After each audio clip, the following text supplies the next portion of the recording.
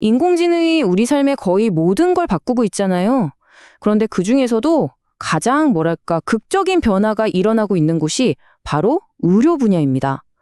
오늘 우리가 살펴볼 건요. 그냥 단순한 기술 발전 얘기가 아니에요. 우리 모두의 건강, 그리고 우리의 미래가 통째로 어떻게 바뀔 수 있는지에 대한 이야기이기도 합니다. 자, 그럼 본격적으로 한번 들어가 볼까요? 이게 다 정말 놀라운 한 사람의 이야기에서 시작되거든요.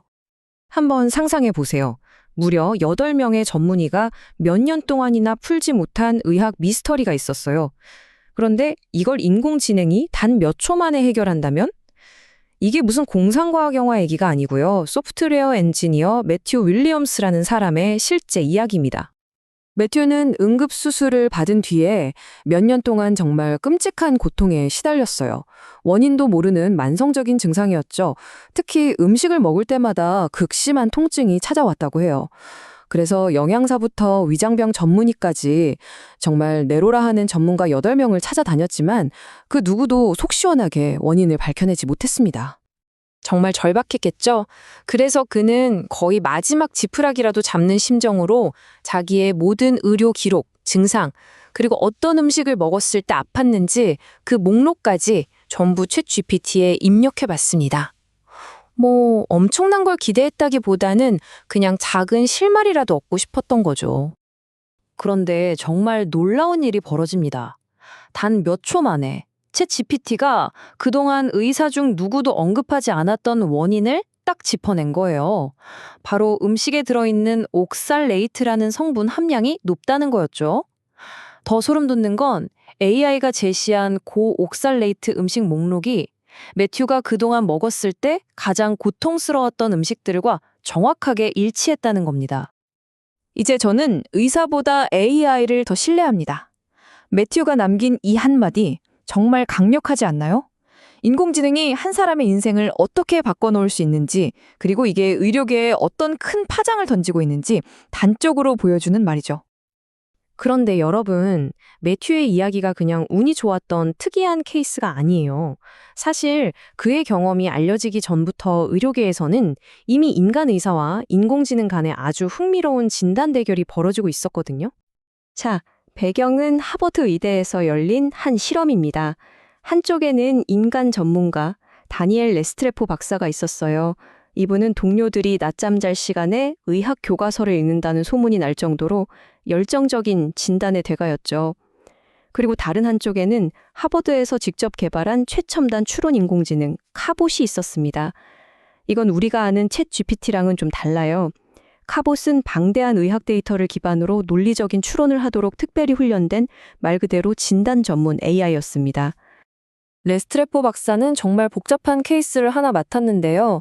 이걸 진단하기 위해서 무려 6주 동안 모든 자료를 샅샅이 검토하고 분석했습니다. 그리고 마침내 레프그렌 증후군이라는 희귀 질환을 정확하게 찾아냈죠. 정말 대단한 의학적 성과였습니다. 그런데 말이죠. 카봇은 어땠을까요? 똑같은 정답을 내놓는데 걸린 시간 단 6분이었습니다. 6주가 아니라 6분이요.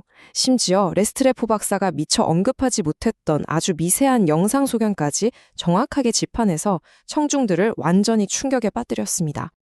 보시는 것처럼 AI는 이제 단순히 진단을 좀 도와주는 도구, 그 수준을 넘어서고 있습니다. 아예 의료 서비스의 판 자체를, 즉 패러다임을 바꾸고 있는 거죠. 이건 정말 거대한 산업적 변화의 시작이라고 볼 수 있습니다. 숫자를 보면 이게 얼마나 큰 흐름인지 바로 알 수 있어요.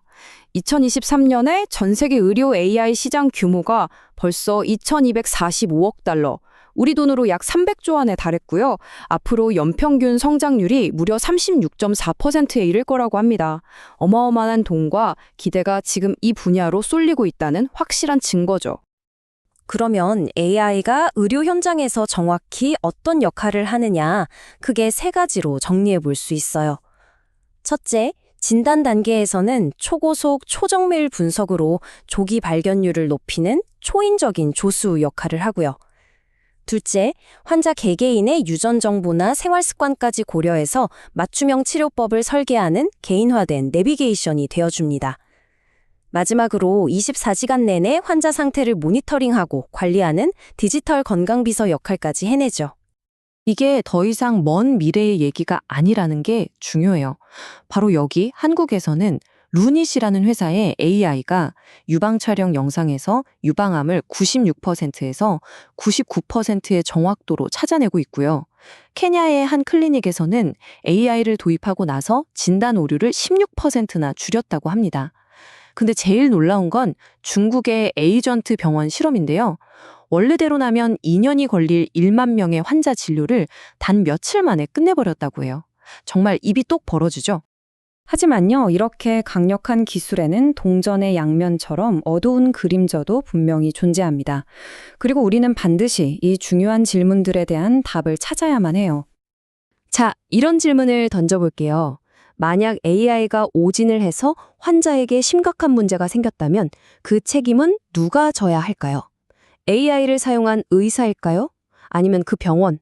그것도 아니면 AI를 개발한 회사일까요? 지금 이 문제에 대해 누구도 명확한 답을 내놓지 못하고 있습니다. 아주 심각한 문제죠. 위험은 이게 다가 아닙니다. 만약 AI가 특정 인종이나 성별에 편중된 데이터를 학습했다면요? 그럼 다른 그룹의 사람들에게는 진단 정확도가 떨어지는 알고리즘 편향 문제가 생길 수 있어요. 의료 불평등이 더 심해질 수도 있는 거죠. 또 AI가 왜 그런 진단 결과를 냈는지 그 과정을 설명하지 못하는 블랙박스 문제도 있는데 이건 책임 소재를 따지는 걸 더 어렵게 만듭니다. 최근 서울 아산병원 연구팀의 실험 결과는 우리에게 더 큰 경고를 보냅니다. 의료 AI 시스템에 악의적인 해킹 공격을 시도해 봤더니 무려 81%의 확률로 보안이 뚫리고 환자 데이터가 줄줄 셀 수 있었다는 거예요. 우리의 가장 민감한 정보가 이렇게 위험에 노출될 수 있다는 거죠. 자, 그럼 이 모든 걸 종합해 보면 결국 로봇 의사가 인간 의사를 완전히 대체하는 그런 미래로 가는 걸까요? 전문가들은 좀 다르게 보고 있습니다. 핵심 키워드는 대체가 아니라 협력입니다. AI는 의사를 없애는 존재가 아니라는 거죠. 오히려 의사의 능력을 엄청나게 확장시켜주는 아주 강력한 도구가 된다는 겁니다. 이 간단한 공식이 모든 걸 설명해 주는 것 같아요. 의사 혼자 할 때보다 AI와 함께 할 때 훨씬 더 나은 결과를 만들어낼 수 있다는 것. 이것이야말로 의료 AI가 진짜로 추구하는 목표라고 할 수 있겠습니다. 결국 AI는 의료인의 역량을 한 단계 끌어올리는 도구인 셈이죠. 하지만 절대 잊지 말아야 할 게 있습니다. 바로 인간의 공감 능력, 윤리적인 판단, 그리고 여러 정보를 종합해서 큰 그림을 보는 통합적인 사고력. 이런 것들은 결코 기계가 대체할 수 없는 우리 인간만이 가진 본질적인 가치로 남을 겁니다. 머지않아 AI가 여러분의 주치 옆에서 든든한 파트너로 일하게 될 겁니다. 그런 미래가 왔을 때 여러분은 여러분의 건강관리에 무엇을 기대하게 될까요? 이것이 바로 지금부터 우리 모두가 함께 고민해봐야 할 질문입니다.